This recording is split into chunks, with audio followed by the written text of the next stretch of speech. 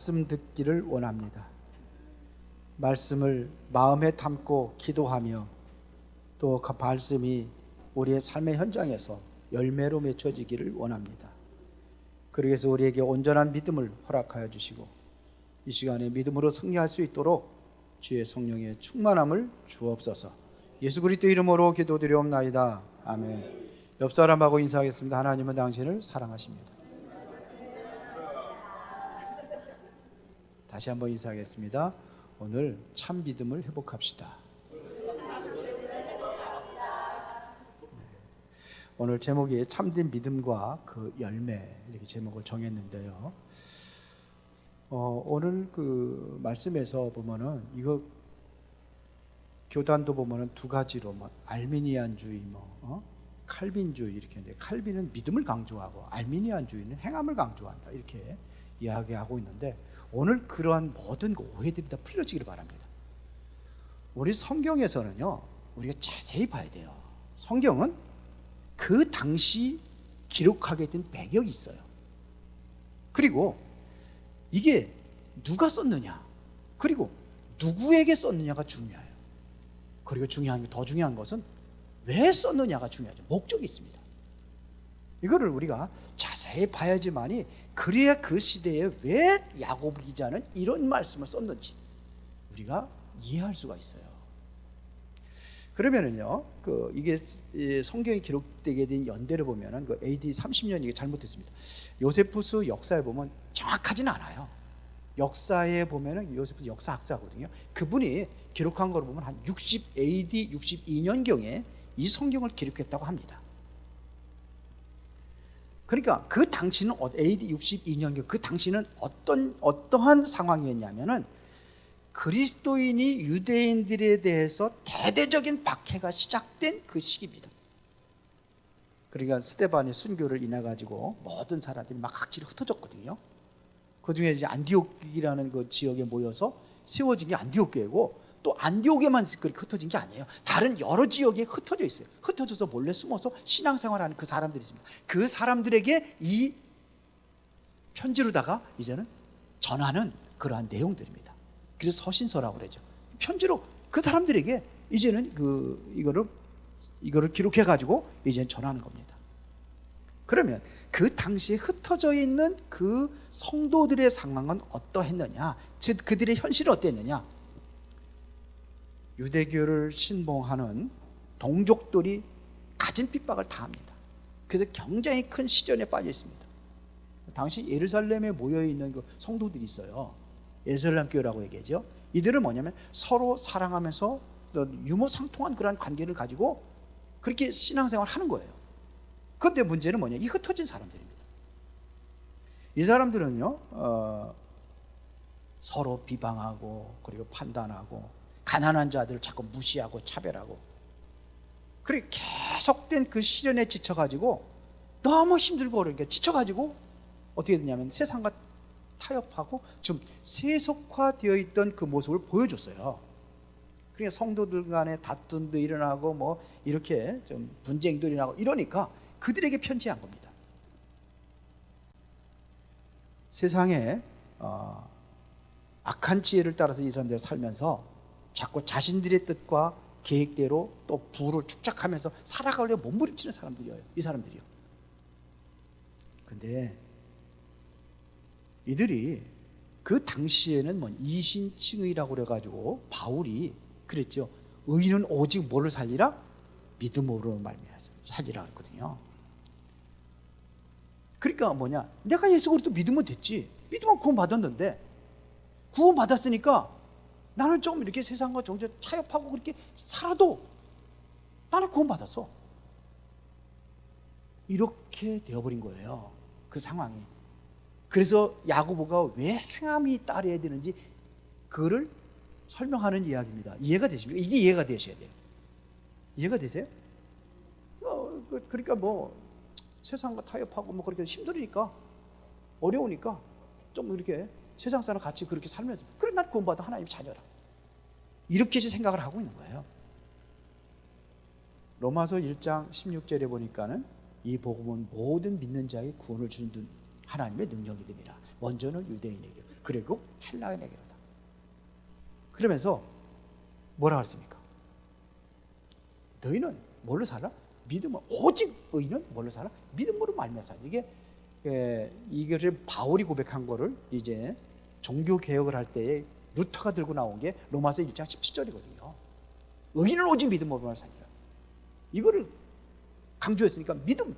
왜 그러냐? 그 당시에는 타락돼 있어요.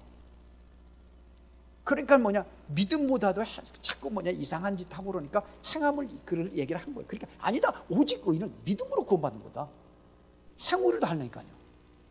그래서 나온 게 말라기서를 인용해가지고 그 로마서 1장 17절에 그 바울이 그거를 쓴 거예요. 이거를 붙잡은 사람이 누구냐면 루터예요. 자, 그러면은 이 사람들이 그러니까 그렇게 이제 오해를 하고 있는 거예요. 믿음으로 되면 되지. 이런 오해 속에 있었을 때에 지금 야고보 기자는 얘기하는 겁니다. 믿음에 합당한 실천 없이 세속화되어 있는 그들에게, 다시 말하면 행위가 결여된 그들에게 믿음을 강조해서 기록을 하는 겁니다. 행함을 강조하는 겁니다. 그래서 사람이 행함으로만 의롭다 하심을 받고 믿음으로만 아니다. 2장 24절이 그렇게 얘기하는 겁니다. 한번 볼까요? 24절에 다 같이 시작.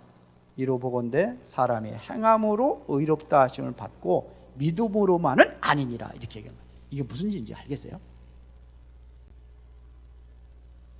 자, 그러면서 야고보가 뭘 얘기하느냐면요, 행함이 없는 믿음은 죽은 믿음이라는 걸 얘기합니다. 그렇죠? 그래서 26절에 영혼 없는 몸이 죽은 것 같이 행함이 없는 믿음은 뭐냐? 죽은 것이라. 그러면 죽은 믿음이 있으면 뭐냐? 살아있는 믿음도 있죠. 그러면 죽은 믿음이 뭐냐? 첫 번째입니다. 죽은 믿음이 뭐냐? 믿음은요, 어디서 시작되냐면 너희가 마음으로 믿어 의에 이르고 입으로 시인하여 구원이라 그랬거든요. 그럼 마음에서 이 믿음이 시작되는 겁니다. 그러면은 이것은 뭐냐면 여러분들의 믿음은 삶의 현장하고 연결이 되는데 연결이 단절돼 버린 거예요. 이거를 죽은 믿음으로 하는 거예요. 여러분 믿음이 있으면 이게 믿음이 삶의 현장으로 연결되어지는 거예요. 여러분들 하나님의 말씀을 내가 믿고 이 말씀이 옳은 말씀이구나 그러면 그것이 삶의 현장으로 연결되는데 이게 끊어지고 단절돼 버린 거예요. 이걸 뭐라고 그런다? 죽은 믿음이라. 그래서 14절 보겠습니다. 다 같이 시작. 내 형제들아. 다 같이 시작. 내 형제들아. 만일 사람이 믿음이 있노라 하고 행함이 없으면 무슨 유익이 있으리요? 그 믿음이 능히 자기를 구원하겠느냐 그랬어요. 이 얘기는 뭐냐면 하나님에 대한 믿음은 이웃 사랑으로 연결되는 것이에요. 그러니까 이웃에게 이게 행함으로 연결된다 이거예요.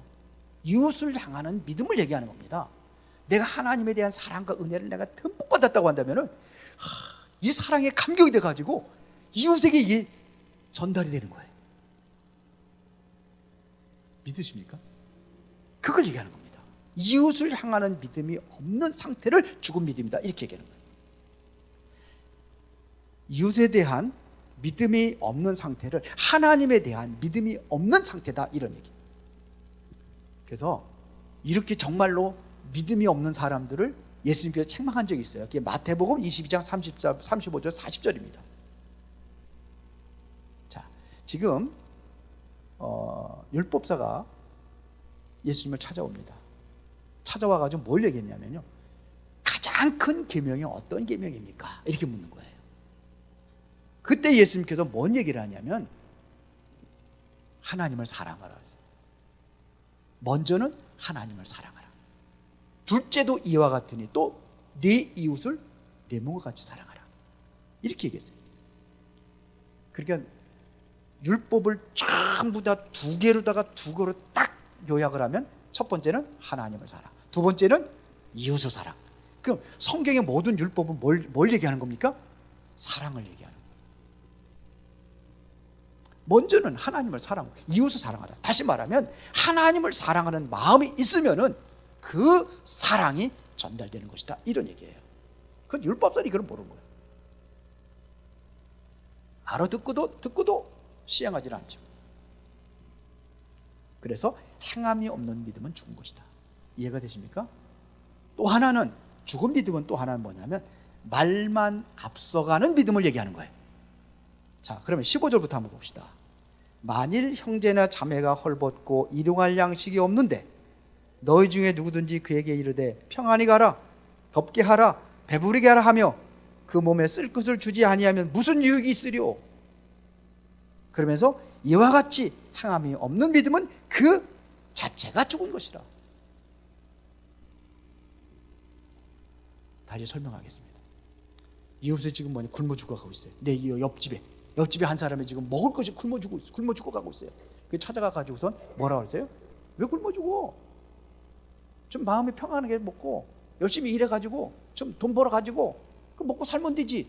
너 왜 그 모양이냐? 그거예요. 죽어가고 있는데, 굶어 죽어가고 있는데, 이것이 행함이 없는 믿음이다. 그럼 어떻게 돼요? 일단은 그건 후회예요. 지금 당장 굶어 죽어갈 때는 일단은 내가 있는 것 갖추어서 살려주고 그 다음에 그렇게 얘기를 해야 되겠죠. 이제 힘나고 그러면 당신도 열심히 일해가지고 열심히 벌어가지고 그래서 좀 편안하게 살아봐, 이렇게 얘기하지. 지금 죽어가고 있는데 이유가 있겠지요. 죽어가는데 이유가 있는 거죠. 물에 빠져 죽어가는 사람한테 너 왜 물에 빠져서 호적거리는 거야? 이렇게 해서 수영 좀 해봐, 이렇게 해서 가르쳐주면은, 그럼 그 스스로 나올 수 있어요? 그때는 뭐 당장 어떻게 돼요? 뭐를 던져가지고 그래도 좀, 그걸 건져둔 다음에 그때 이후에 이제 얘기를 해야 되겠죠. 앞으로 이제 수영도 배우고 해봐, 물 조심해라 하든지. 이거를 얘기하는 거예요. 진정한 사랑은 나의 희생과 헌신으로 표현하는 겁니다. 여러분들 사랑하니까, 옛날에, 지금도 사랑하겠지만서도 사랑하니까 부부도 만난 거 아닙니까? 그렇죠? 서로가 사랑하니까. 그때 어땠어요? 당시에 연애들 연애하고 그랬죠. 어땠습니까? 사랑하니까 막 주고 싶죠? 헌신하고 싶죠? 어떻게든지 사랑하는 대상이 좋아한다면은 내가 어떻게 해서든지 그걸 해주고 싶죠?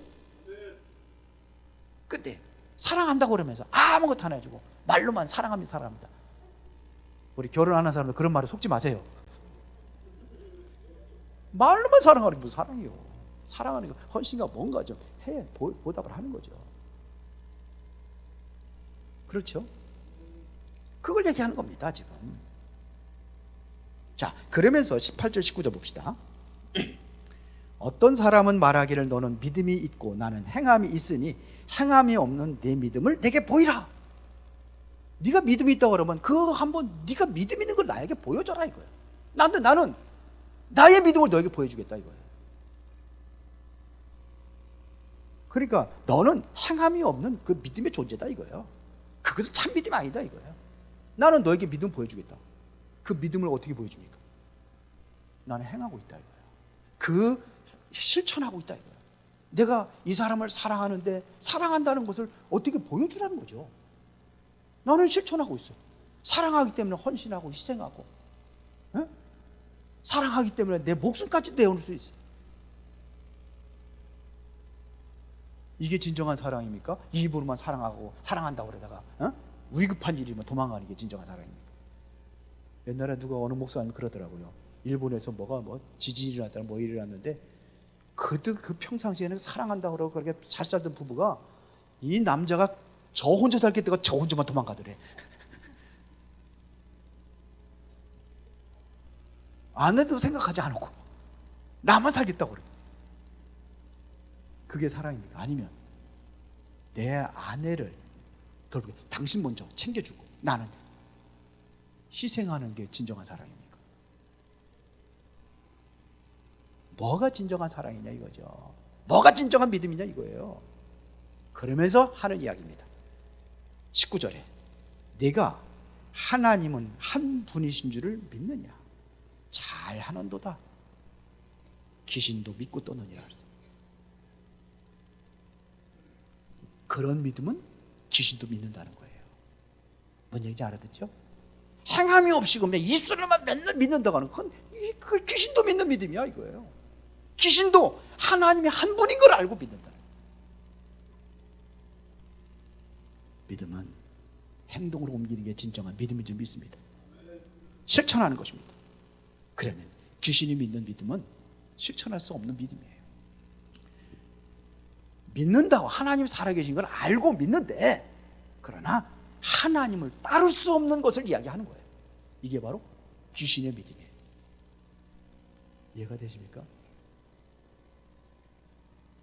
그러면 이해가 된 것 같으니까 살아있는 믿음은 어떤 믿음이냐 이거예요. 죽은 믿음에서 살아있는 믿음이 있을 거 아닙니까? 살아있는 믿음은 행함이 따르는 믿음이에요. 20절에 보니까 허탄한 사람아, 행함이 없는 믿음이 헛것인 줄을 알고자 하느냐? 행함이 없는 믿음이 헛것인 것을 알고자 하느냐? 그러면서 설명하는 겁니다. 믿음에 그러면 행함이 있는 믿음은 어떤 믿음이냐? 마태복음 23장 3절부터 13절을 보니까 예수님께서 예를 들어서 한 얘기가 있어요. 그게 누구냐면은 서기관과 바리새인들을 얘기하는 거예요. 마태복음 23장 3절에 보니까 그러므로 무엇인지 그들이 말하는 바를 행하고 지키되 그들이 하는 행위는 본받지 말라. 그들은 말만 하고 행하지 아니하니라. 말로다는 바리새인과 서기관들이 많이 가르치잖아요. 율법도 가르치고 성경도 가르치잖아. 열심히 가르쳐요. 그런데 자신들은 뭐냐면 절대로 행하지 않는 거예요. 우리 목사들도 그렇고 교사들도 그렇고 잘하라고 가르치기만 하고 그걸 내가 행하지 않는다면 그런 뭐예요? 서기관과 바리새인과 똑같은 거예요. 그래서 이런 사람들을 13절에 이렇게 하습니다.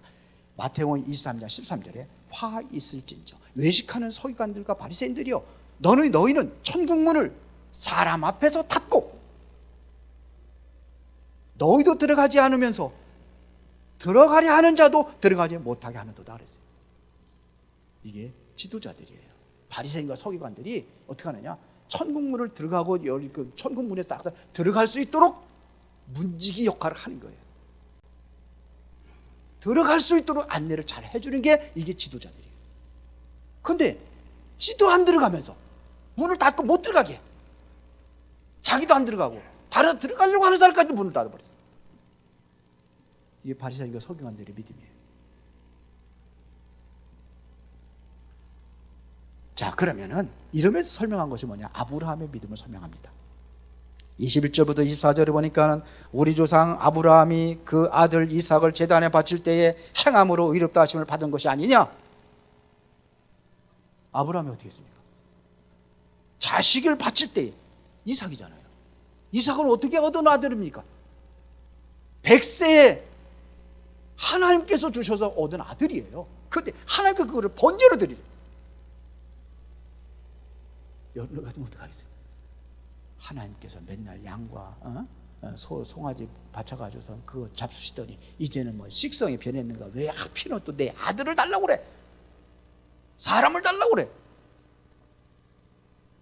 근데 눈에 넣어도 안 아픈 그 아들을 달라고 그래. 줄 때는 언제고 또 데려갈 때는 언제? 근데 아브라함은 어떻게 했어요? 믿음으로 실천했어요. 근데 어떤 믿음을 가졌냐? 아브라함은 죽은 자가 내가 누구 죽여도 100세에도 내가 정말로 아들을 전혀 낳을 수 없는 그러한 나이에도 아들을 줬는데 내가 하나님께 드리면은 하나님께서 그를 죽은 자 가운데 살리실 것이 아니냐? 이래서 드리는 거예요. 이게 믿음이다 이거예요. 믿습니다 그런 말로만 그러면서도 정작 하나님께서 이삭 바쳐라 할지는 안 됩니다. 말로 믿습니다. 안 됩니다. 이게 믿음이 아니라는 거예요. 보세요. 22절 보겠습니다. 내가 보거니와 믿음이 그의 행함과 함께 일하고 행함으로 믿음이 온전하게 되느냐. 그래서 아브라함이 믿음의 조상이 되는 거예요. 믿음의 조상의 그 확실한 믿음의 근거가 뭐냐? 독자 이삭을 바친 거예요. 그러면서 23절에 이에 성경에 이른 바 아브라함이 하나님을 믿으니 이것을 의로 여기셨다는 말씀이 이루어졌고 그는 하나님의 벗이라 칭함을 받았느니라. 하나님의 벗이로 칭함 받았어요. 벗이라는 얘기는 가장 가까운 사이죠. 숭어물이 없는 것을 이야기할 수 있는 게 벗이에요. 벗이라는 얘기는 엄마 아빠보다 더 가깝게 이야기할 수 있는 게 벗이에요. 어떤 때는요, 아내한테도 말하지 못할 거를 친구한테 얘기한다니까요. 그런 걸 얘기하는 겁니다. 남편한테 하지 못할 얘기를 뭐예요? 친구한테 얘기할 수 있어요. 가장 가깝다 이거예요. 가까운 사이가 됐다 이런 얘기입니다. 숭어물이 없이 터올 수 있는 그 사이. 어떻게? 믿음으로. 이게 아브라함의 믿음이에요. 그러면서 24절에 이로 보건대 사람이 행함으로 의롭다 하심을 받고 믿음으로만은 아니니라. 믿음으로만은 아니라는 것은 입술로만 믿는다는 그 믿음으로 되는 게 아니다. 그래서 또 이야기합니다. 25절에 보니까는 또 이와 같이 기생 라합이 사자들을 접대하여 다른 길로 나가게 할 때에 행함으로 의롭다 하심을 받은 것이 아니냐. 기생 라합은 어땠습니까? 여리고성에서 성 끝에서 기생으로 살고 있던 사람이에요. 그런데 이제는 이스라엘 백성들이 가나안을 땅에 들어가 정복하기 위해서 정탐꾼 두 사람을 보냅니다. 그런데 들켰어요. 그 정탐꾼을 쫓아오는 사람이 있는 거예요. 그래서 급해가지고 기생 라합의 집에 들어가서 얘기를 한 거예요. 근데 기생 라합이 얘기하는 거예요. 당신은 어떤 사람인지 내가 안다. 그러니까 내가 살려달라는 거예요. 그래서 살려주면 어떡할 거냐. 그러니 서로 간에 이야기를 하죠. 나는 당신들이 하나님의 백성을 안다. 하나님 어떤 분이냐? 하나님 위에서도 하나님, 아래에서도 하나님. 이거를 상천하지 하나님이심을 믿는다. 내가 그걸 믿는다 이거예요. 그래서 내가 당신들을 살려줄 테니까 당신들은 어떻게 할 것이냐? 나와 우리 집을 구원할 수 있냐? 이거는 목숨 거는 행동이죠. 간첩을 숨겨줬다? 그럼 어떻게 돼요? 발각되면 난리 나는 거죠. 그 드디어 뭐냐면 이 정탐꾼을 잡으러 온 두 사람이 라합 집에 들어온 거예요. 그때 라합이 어떻게 합니까? 거짓말을 했어요. 여기 두 사람이 난 모르는 사람 두 사람 들어왔는데 어디 갔냐? 모르는 빨리 나가보라는 거야. 지금 나갔다는 거야. 저쪽으로 나갔다. 숨겨놓고 빨리 쫓아가봐라. 이제 빨리 쫓아가면 잡을 수 있을 것이다. 그러고 살려줬어요. 그러면서 뭐 하느냐? 그 모든 정보를 정탐꾼에게 다 가르쳐줬어요. 정보를 가나안의 정보를 다 가르쳐줬다니까요.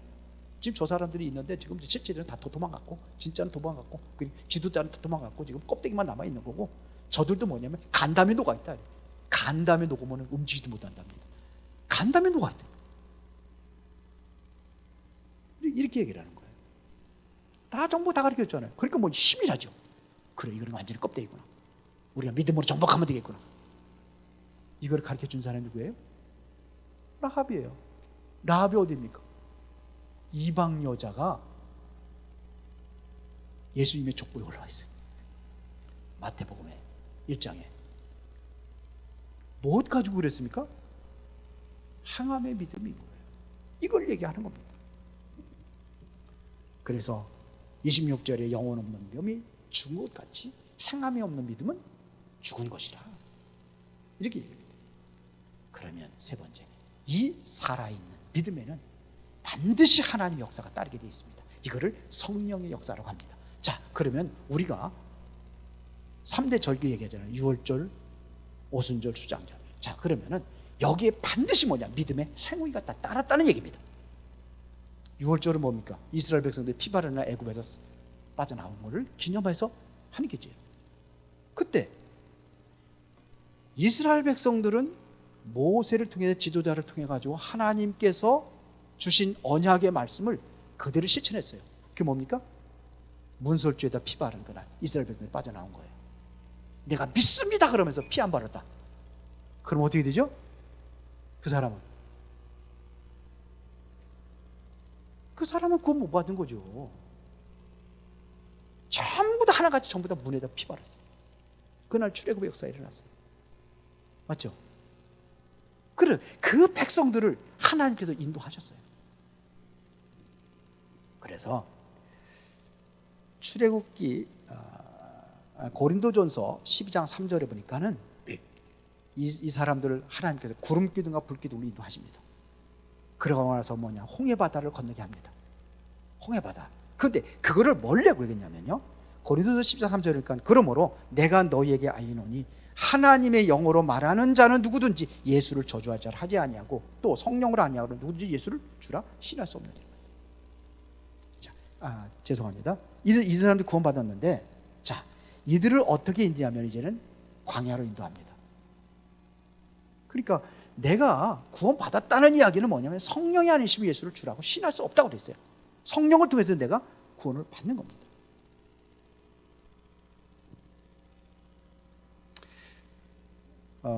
여기 고린도전서 10장 1절부터 2절에 보니까 이렇게 얘기했습니다. 형제들아, 나는 너희가 알지 못하기를 원하지 아니하노니 우리 조상들이 다 구름 아래에 있고 바다 가운데 지나며 모세에게 속하여 다 구름과 바다에서 세례를 받고 그랬어요. 어디서 세례를 받았어요? 구름과 바다에서 세례를 받았대. 그 바다가 뭘 얘기하는 겁니까? 뭘 얘기하는 거예요? 홍해 바다 건넜잖아요. 그리고 여러분들 구원받았다는 그 증표로다가 여러분들 뭐 하죠? 세례를 받잖아요. 세례라는 단어 자체는 하나님의 백성이 되었습니다는 것을 선포하는 거예요. 이게 바로 세례입니다. 이스라엘 백성들이 한꺼번에 세례를 받아버렸어요. 어디서요? 구름과 바다를 통해서. 이게 구원이에요. 이것이 유월절이라고 하는 겁니다. 이게 바로 성령의 역사를 통해서 이루어진 거다. 이거 하나님의 능력으로 이루어진 거다 이거예요. 내가 피 바르는 그날 모두가 다 믿음에 실천할 때 하나님께서 그러한 역사를 이루게 된 줄로 믿습니다. 자, 그 사람들은 어디 갑니까?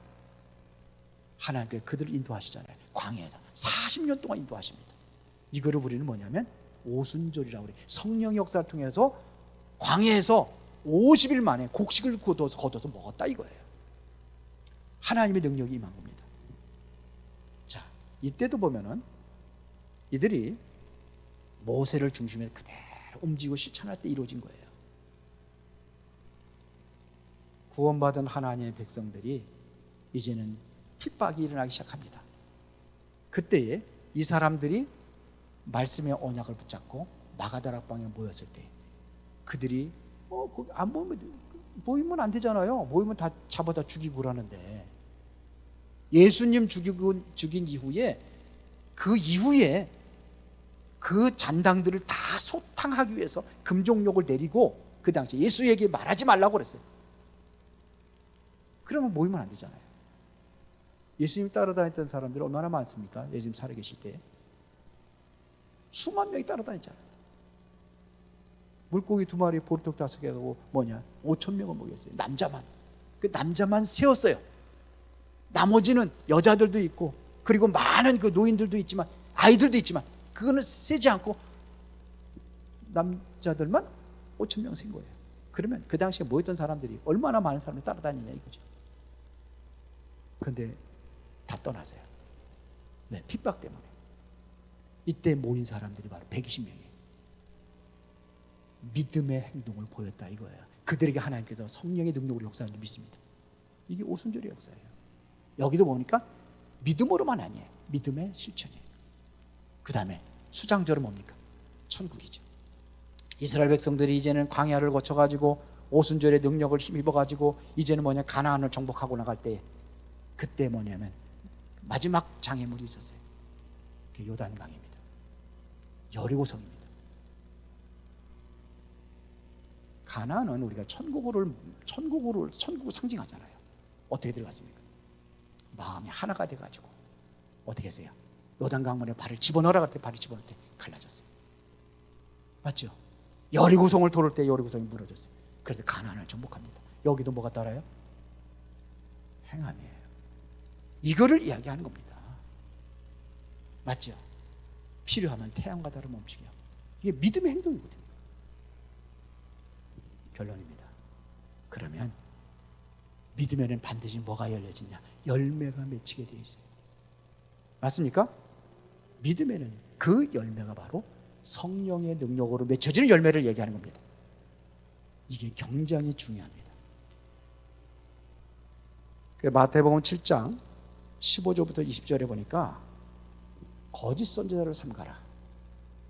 거짓 선지자는 양의 옷을 입고 나오나 속에는 노력하는 일이라. 그러면서 뭐냐? 그걸 어떻게 할 수 있냐? 그들의 열매로 그들을 아느니라. 그러면 가시나무에서 포도를 그리고 엉겅퀴에서 무화과나무를 딸 수 없다 이거예요. 이와 같이 좋은 나무마다 아름다운 열매를 맺고 못된 나무가 나쁜 열매를 맺느니라 그랬어요. 열매를 보고 하는 거예요. 그러면 내가 믿음의 사람이라는 얘기는 어떤 열매를 있느냐? 그 바로 성령을 통해서 이루어지는 열매, 9가지 열매를 얘기하는 겁니다. 하나는 뭐냐? 가장 먼저는 하나님에 대한 열매예요.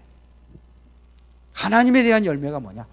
하나님에 대한 사랑, 희락, 화평.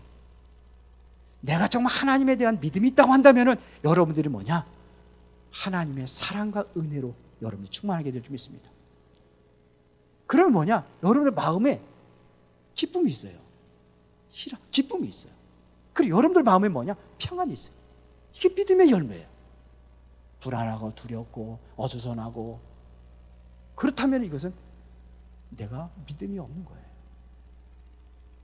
진정으로 여러분의 믿음이 있다면 이 열매가 맺혀지게 될 줄 믿습니다. 또 하나는 사람에 대한 열매예요. 하나님의 사랑과 은혜를 내가 힘입었다면 다른 사람들도 뭐냐? 사랑하고 그들을 뭐냐? 돌볼 수 있는 겁니다. 그래서 참는 거예요. 오래 참아요. 이 다른 사람 기다려주는 겁니다. 그렇죠. 저 사람이 잘못됐는데 안 돌아와. 그래도 뭐 기다려주는 겁니다. 기도하고 기다려주는 겁니다. 오래 참. 그 자비를 베풀어요. 그리고 저 사람을 뭐냐면 선하게 도와주는 거예요. 다른 사람을 도와주려고 하는 거예요. 그 다음에 세 번째는 자신에 대한 열매예요. 내가 하나님을 믿는다면 하나님에 대한 충성을 다할 수 있어요. 내가 충성을 하는 겁니다. 그리고 뭐냐? 마음이 온유해져요. 마음이 온유하다는 얘기는 뭐냐면 하나님 말씀으로 길들여져 있기 때문에 하나님 말씀에 순종하고 따르는 거예요. 내가. 그리고 뭐냐? 절제할 수 있어요. 세상과 적당히 타협하고 살아가는 것이 아니라 여기 야고보서에 기록했던 이 흩어진 사람들이 세상에서 계속 세속화된 그런 인생이 아니라 나는 절제할 수 있어요. 다른 그 사람들과 다르게 살아가는 거예요. 다른 사람들은 타락하고 범죄한다 할지라도 나는 뭐냐? 그거를 절제하는 거예요. 우리 마음에도 뭐 좋은 거 따라가고 싶죠. 뭐 즐거운 거 따라가고 싶죠. 그런데 그 절제하는 겁니다. 이게 자신에 대한 열매예요. 이게 성령의 9가지 열매로 성경은 그렇게 말하고 있습니다. 중요한 것은 내가 왜 그렇게 하지 못하는 이유가 뭐냐? 내가 영적인 힘이 없어서 그래요. 영적인 힘이 있다고 한다면 변화가 일어나게 되어 있습니다. 비록 내가 이상한 사람을 만나가지고 지금 사는 것이 남편을 잘못 만나가지고 뭐 아내를 잘못 만나가지고 내가 하나님 앞에 잘 서가지고 올바른 만남을 만나야 되는데 그게 아니라 잘못됐다 할지라도 힘이 있으면은 좋은 아내로 좋은 남편으로 바꿔나가게 될 줄로 믿습니다. 이게 힘이 있는 사람이에요. 왜? 열매가 맺혀지게 돼 있어요. 그러면 뭐냐? 되어지는 사람이 되는 겁니다. 좋은 사람을 만나서 내가 성공하는 것이 아니라 내가 성공할 수 있는 사람이 되어지는 거예요. 그러면 나에게 이 열매가 맺혀지고 열매가 맺혀지면 현장으로 연결되고 모든 사람을 살리는 자로 쓰임받게 될 줄로 믿습니다. 살아계신 하나님 아버지 감사합니다. 오늘 중요한 말씀으로 언약으로 붙잡고 정말로 온전한 믿음으로 열매를 맺힐 수 있는 그러한 삶이 되어지기를 원합니다. 주께서 이 시간에 말씀으로 능력으로 역사하시고 인도하여 주옵소서. 예수 그리스도 이름으로 기도드리옵나이다. 아멘.